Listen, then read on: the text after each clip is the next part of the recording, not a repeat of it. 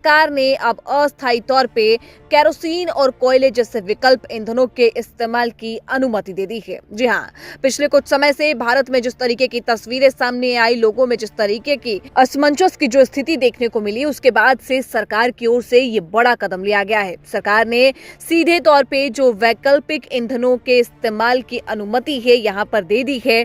बता दें कि केरोसिन और कोयले जैसे वैकल्पिक ईंधनों के इस्तेमाल की अनुमति यहाँ पर सरकार की ओर से दी गई है, क्योंकि मिडिल ईस्ट में जो युद्ध चल रहा है उसका असर साफ तौर पे भारत पर दिख रहा था और लोगों में ये सवाल पैदा हो रहे थे कि क्या सच में गैस की कमी भारत में भी किल्लत लाके रख देगी। लेकिन हालांकि भी ये बता दें कि सरकार की ओर से बार बार ये चीजें कही गई है कि गैस की कोई भी कमी नहीं है, एलपीजी की कमी देश में नहीं है।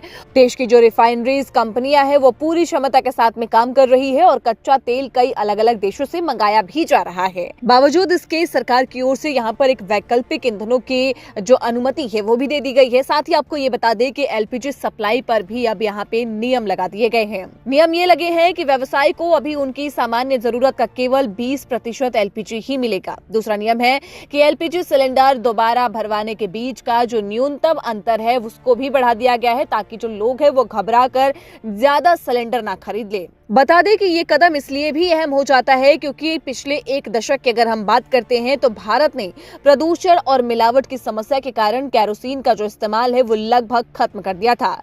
लेकिन अब जिस तरीके की स्थिति बनी हुई है उसको देखते हुए सरकार की ओर से इन वैकल्पिक ईंधनों की जो अनुमति है वो दे दी गई है। बता दें कि भारत के करीब 85 से 90% एलपीजी आयात खाड़ी देशों से आते हैं, खासकर कि सऊदी अरब से।